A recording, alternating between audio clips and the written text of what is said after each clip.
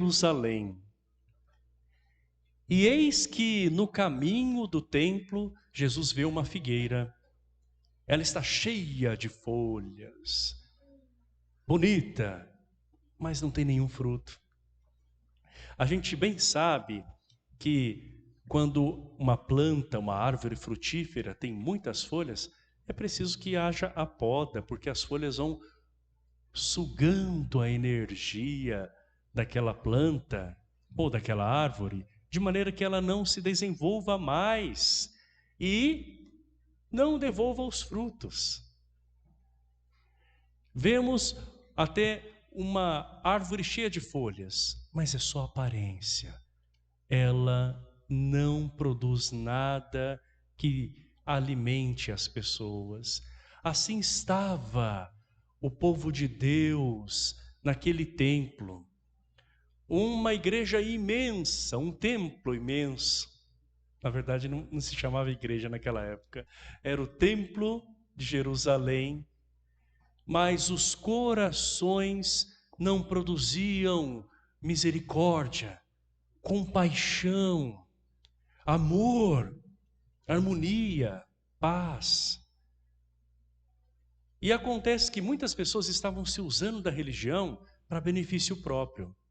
Como havia muitos peregrinos que iam visitar o templo, então algumas pessoas se aproveitavam da situação para ganhar dinheiro, seja na troca de moedas, seja na venda de animais para o sacrifício. E quando Jesus entra naquele local sagrado e ele vê que muitas pessoas estão se aproveitando disso para o seu próprio benefício, Jesus realmente mostra a sua indignação. E ele expulsa todos ali. Não quer dizer que Jesus perdeu a cabeça, estava desequilibrado. Na verdade, Jesus agiu com justiça. Então, quando as pessoas estão indignadas, mas elas agem com justiça, ou seja, elas procuram fazer o que é certo, daí elas agem de uma maneira, de fato, acertada. A raiva não deve fazer ninguém destruir as coisas nem os outros. Aquela raiva que vem no coração tem que fazer com que nós sejamos mais justos. Senão a raiva acaba nos destruindo e destruindo as pessoas através das nossas palavras e das nossas atitudes. Então, se alguma coisa mexe com você, isso é para que você possa agir de forma diferente daquilo que está te incomodando. Pois bem, Jesus, depois de fazer com que todos aqueles que estão sugando a religião para conquistarem coisas para si, vão embora, ele mostra o verdadeiro ensinamento de quem é templo de Deus, de quem é morada do Altíssimo, falando sobre a oração. Aquele templo apenas refletia, na verdade, o que cada pessoa se torna pela graça do Espírito Santo em Jesus Cristo. Você é uma igreja. Você já parou para pensar nisso? Que você é um santuário de Deus? Quando você recebe a palavra, quando você comunga. E às vezes algumas pessoas refletem sobre esse evangelho apenas para falar de alguns falsos profetas que ganham dinheiro em cima da religião. Isso também acontece, infelizmente, até hoje nos nossos dias. Mas nós nos esquecemos que esta mensagem é primeiramente para nós que ouvimos. Se nós somos o templo, nós devemos pensar: como está a casa de Deus que sou eu? O que está nos meus pensamentos? O que eu estou deixando que permaneça no meu coração? O que está roubando de mim a presença de Deus?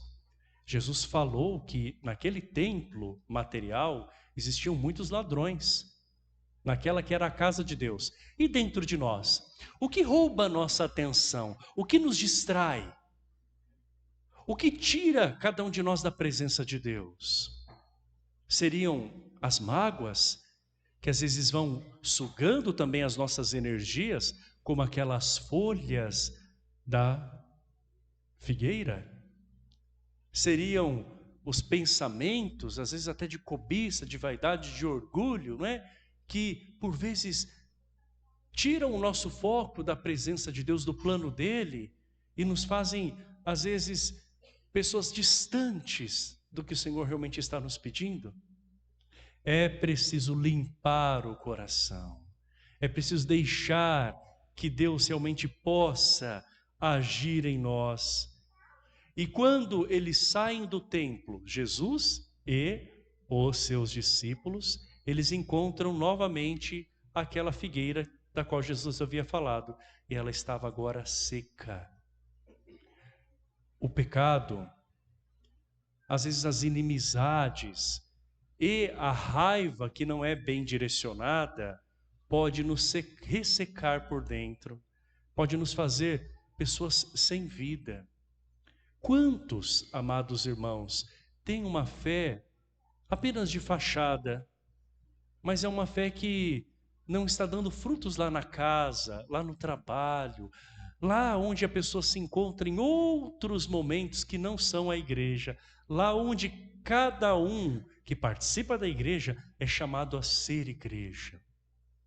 E Jesus, quando olha para aquela figueira, depois que ele vê que ela está seca até a raiz, ele nos deixa uma grande mensagem, não de condenação, mas de salvação.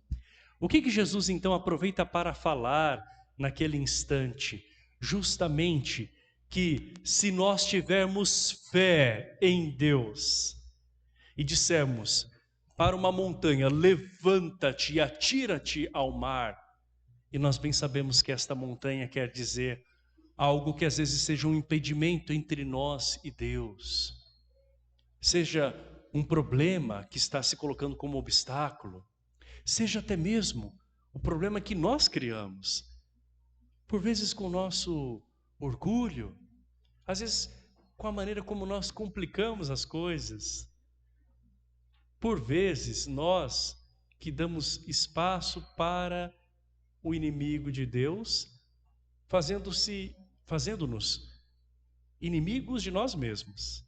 Às vezes a gente pensa que os inimigos estão fora, quando na verdade nós permitimos que o inimigo esteja dentro de nós e por vezes nós mesmos nos tornamos alguém que é inimigo de si mesmo.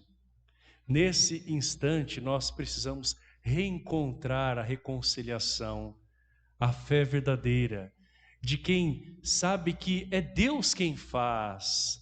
Meu irmão e minha irmã, às vezes nós exigimos que Deus atue, mas nós estamos colocando barreiras para que Ele possa agir.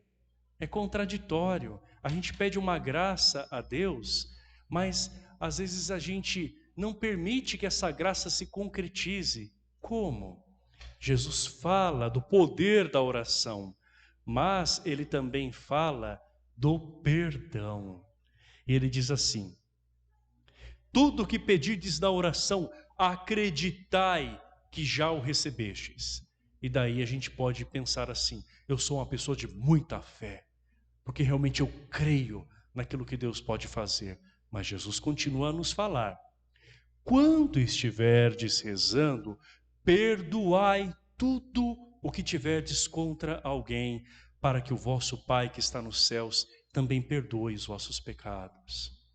Meu irmão e minha irmã, na maior de todas as orações, que é aquela que é resumo dos ensinamentos de Jesus, que é o Pai Nosso, a verdadeira oração que brotou do coração de Deus, que Jesus transmitiu a nós, traz os elementos mais importantes da vida. E por que será que Jesus nos fala sobre o perdão? Ele fala do pão nosso de cada dia, que significa a providência de Deus diante das minhas necessidades, daquilo que nós precisamos. Fala de um Deus que é Pai, que cuida de nós, que olha por nós. Fala de um Deus que é santificado quando nós reconhecemos que Ele está presente, seja aqui na terra, seja no céu, e nós vivemos de uma forma digna, não é? Para honrá-lo, mas fala do perdão. Senhor, perdoe os nossos pecados, da mesma forma que nós perdoamos a quem nos tem ofendido. Você já parou para pensar que muitas das vezes nós não só não conseguimos a graça da saúde, como também outras bênçãos, porque às vezes falta perdão da nossa parte? Isso rouba as nossas forças, isso tira de nós aquilo que Deus realmente quer fazer. Então é preciso expulsar do coração os ressentimentos, as mágoas. E nós devemos fazer isso com muita consciência. De que maneira? Deixando Deus reinar. Se você pede que Deus abençoe aquela pessoa por quem você se sentiu ofendido, você está fazendo com que o rancor, a mágoa, comece a perder forças. Não quer dizer que nós estamos fazendo de conta que aquela pessoa não nos ofendeu. Não se trata disso. Não se trata de negar o erro do outro, nem de aceitar o que ele ou o que ela fez de errado, mas em permitir que a bênção de Deus possa dissolver aquelas palavras, aquelas lembranças que eu não quero que dirijam a minha vida, que eu não quero que determine as minhas palavras, que eu não quero que fiquem ali me prendendo, me escravizando. Então, qual é a melhor maneira de realmente perdoar? É justamente pedindo a Deus para abençoar, agraciar, iluminar aquela pessoa por quem você se sentiu ferido, por quem você se sentiu machucado. Ah, padre, mas sério mesmo que eu tenho que fazer isso? Meu irmão, minha irmã, ou nós buscamos a libertação dessa maneira, através do bem que emana do coração de Jesus, ou nós encontramos desculpas, justificativas para ficar no mesmo estado, como juízes que estão agora julgando o outro, mas acabam julgando a si mesmos. Nós queremos uma vida de mais saúde, espiritual e no corpo. Nós queremos que a nossa oração realmente suba até o coração de Deus. Nós temos o incenso na liturgia católica, que representa, através da fumaça que sobe, a oração que vai ao céu. E Santo Antônio é aquele que nos ensina ao dizer assim: a devoção de quem ora com humildade sobe até Deus.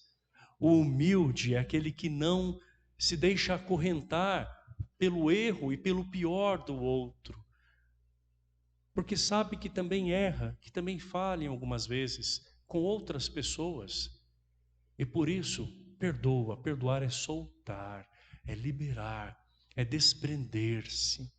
Se nós entendermos o perdão dessa maneira, nós vamos ver que nós estamos sendo de fato justos, e justos não só com Deus e com a outra pessoa, conosco mesmo, porque nós não estamos mais carregando coisas que nós não devemos colocar sobre as nossas costas.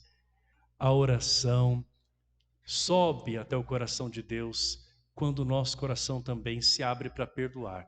Se você remove do teu coração tudo aquilo que você não quer mais deixar ali dentro, que está te impedindo de ser agraciado, há mais espaço para Deus fazer acontecer. Portanto, irmãos e irmãs, que nós, olhando para a vida de Santo Antônio, grande pregador, homem que realizou muitos milagres, fazendo com que a graça de Deus acontecesse na sua vida, por meio da sua humildade, abertura, fé e confiança, nos ensina a também acreditar que Deus pode libertar o nosso coração. E se Ele nos liberta através do seu perdão, Ele pode realizar muito mais. O impossível para as pessoas se torna possível para aquele que crê, para aquele que se deixa remodelar e transformar pela presença de Jesus Cristo. Sejamos então pessoas que produzam frutos de amor, de perdão, de compreensão, de tolerância, para que nós sejamos, de fato, um templo vivo que leva Jesus através da palavra que nós comungamos, da Eucaristia que nós recebemos, e assim sejamos pessoas cujas orações sejam atendidas por Deus pelo espaço que damos para que Ele haja em nossa vida, como agiu por meio de Santo Antônio. Louvado seja nosso Senhor Jesus Cristo. Para sempre seja.